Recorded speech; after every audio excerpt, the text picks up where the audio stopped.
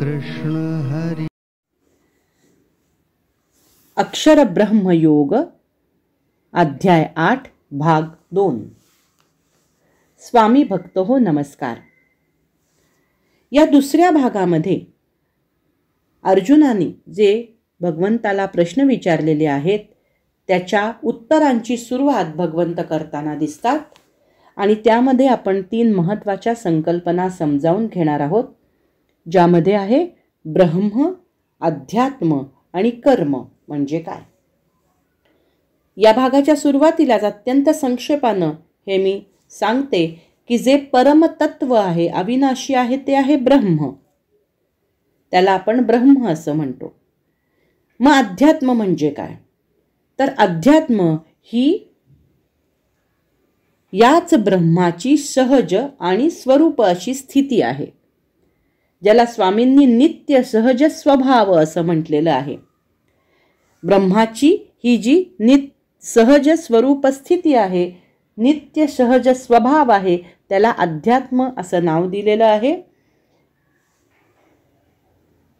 ब्रह्माची ही जी स्वरूप स्थिती आहे ती आहे अशी की विविध आकार तर निर्माण झालेत, पण या सृष्टीच्या उत्पत्ती विनाशाबरोबर ब्रह्म मात्र उत्पन्न आणि नष्ट होतं का? नाही, ते नष्ट होत नाही, ते उत्पन्नही होत नाही। ही जी त्याची सहज स्वरूप स्थिती आहे त्याला अध्यात्म असं म्हणतात।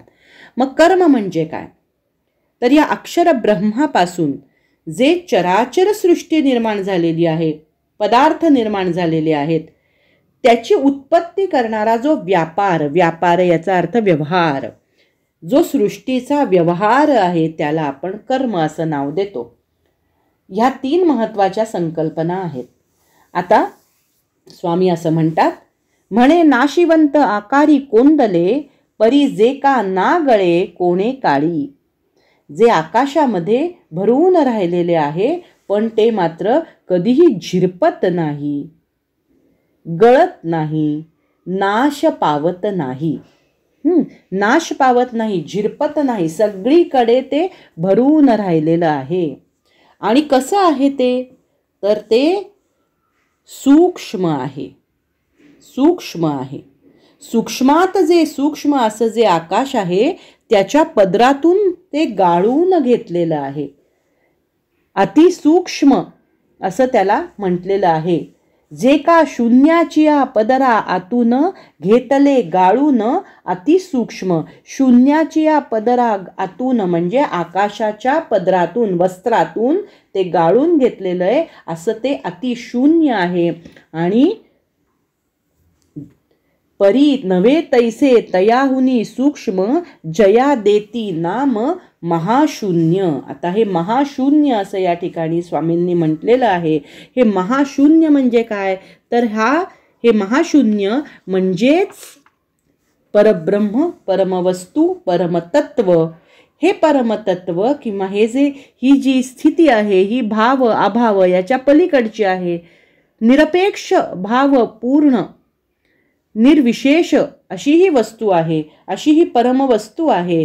सर्व शून्यांचा हा निष्कर्ष आहे। म्हणजेच काय, हे परमतत्व महाशून्य या नावाने सुद्धा ओळखलं जातं।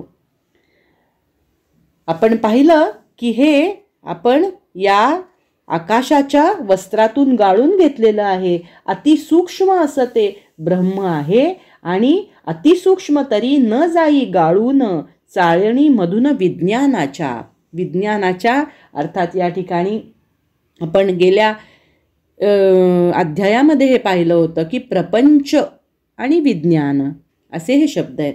तर प्रपंचाच्या रूपाच्या या वस्त्राच्या गाळणीतनं जर आपण ते गाळून घ्यायचा प्रयत्न केला तर ते जात नाही, गळत नाही, असं हे परब्रह्माचं स्वरूप या ठिकाणी सांगितलं आहे।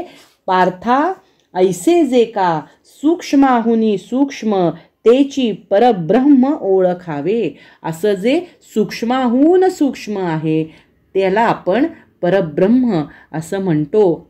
ते कधीही नाश पावत नाही। आता नाश पावत नाही हे वर्णन पुढे केलेलं आहे आणि ज्याला अध्यात्म असं नाव दिलेलं आहे। बघा, पदार्थ तर उत्पन्न झालेले आहेत, आता आकाराला आलेले पदार्थ आहेत, त्याचे उत्पत्ती होते, त्याच्यामध्ये विकार होतो, ते नाहीसे होतात. पण ही उत्पत्ती आणि नाश हे मात्र ब्रह्माच्या ठिकाणी होतं का? नाही होत. त्यामुळे जन्मता आकार न जन्मे त्या संगे सर्वथा न भंगे लोपता ते. आता भंगत नाही म्हणजे नाशही पावत नाही. असा ब्रह्माचा त्या नित्य सहज स्वभाव अध्यात्म हे नाव तया लागी.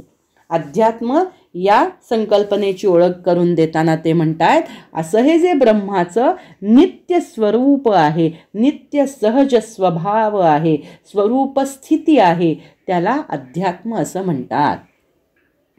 सहज स्थितीने असणाऱ्या या ब्रह्माचं जे अखंडत्व आहे त्याला आपण अध्यात्म असं नाव दिलेलं आहे.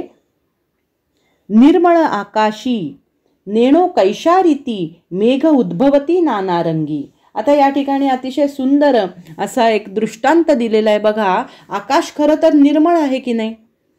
मूळ आकाश निर्मळ आहे, पण त्याच्यामध्ये अनेक रंगाच्या या ढगाळच्या लहरी फळ्या या येत असतात. नाना रंगाचे मेघ उत्पन्न, आकाराचे मेघ उत्पन्न होत असतात. तसं मूळ जे परब्रह्म आहे ते निराकार आहे, निर्मळ आहे, शुद्ध आहे, विशेष आहे. पण त्याच्यामध्ये मात्र हे जे सगळे आकार, ब्रह्मांडाचे जे आकार दिसतात ना आपल्याला, हे आपल्या सृष्टीमध्ये विविध आकार, भूतभेदांचे आकार आपल्याला दिसतात, ते उत्पन्न होता व्हायला लागतात.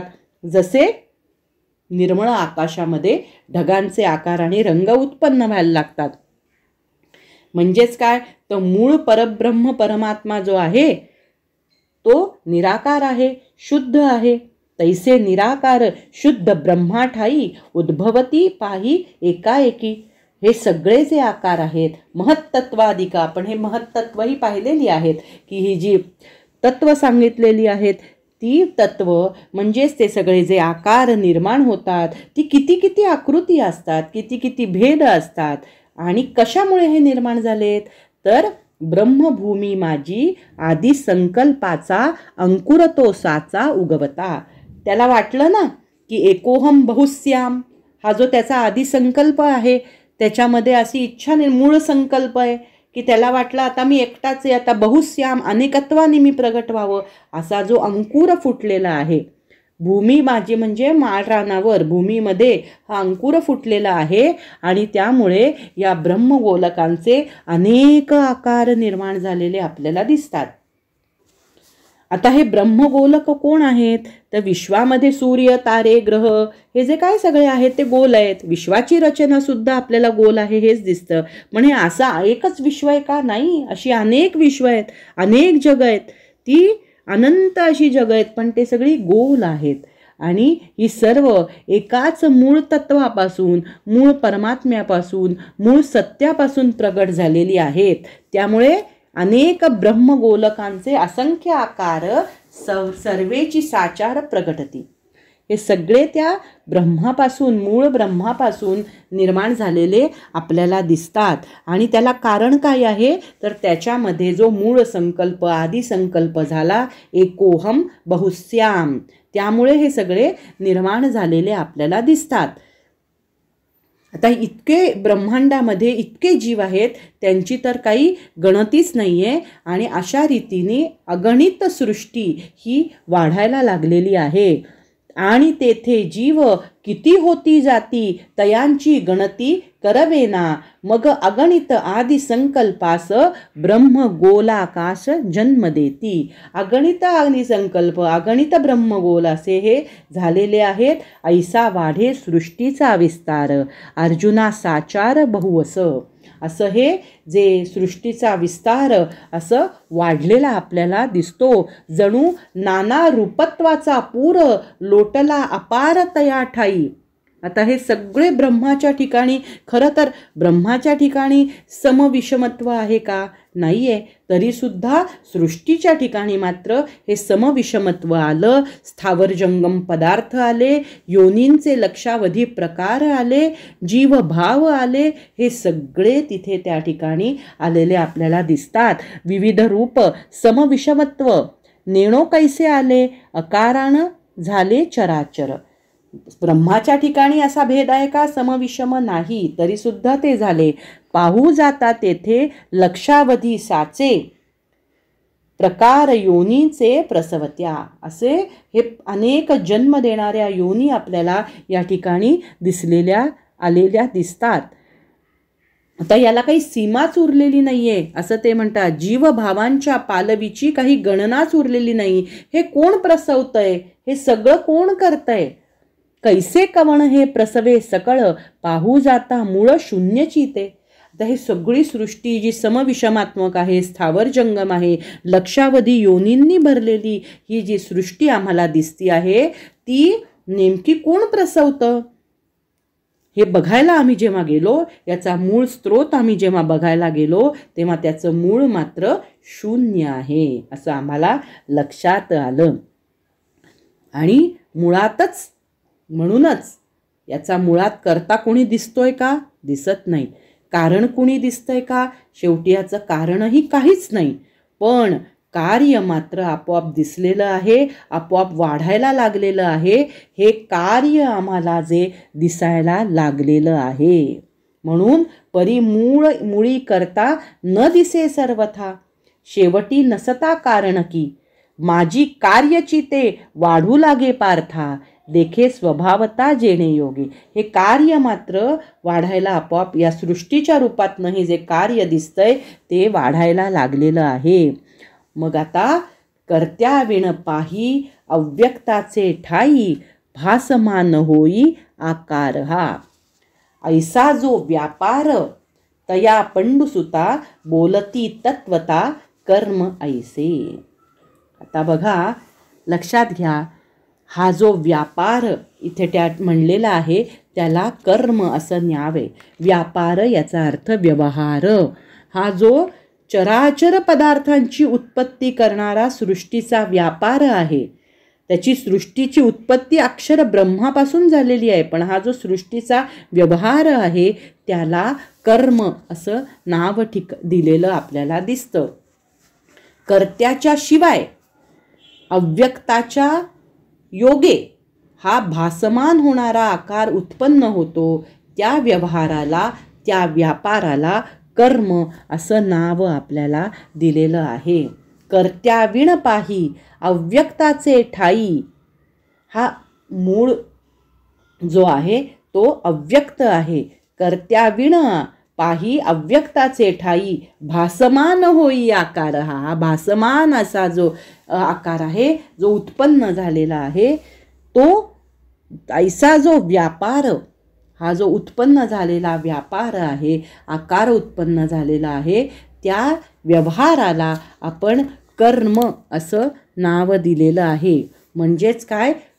अक्षर ब्रह्मापासून भूतमात्रादी चराचर पदार्थांची उत्पत्ती करणारा हा जो सृष्टीचा व्यापार आहे, सृष्टीचा व्यवहार आहे, त्याला कर्म असं नाव दिलेलं आपल्याला या ठिकाणी दिसतं.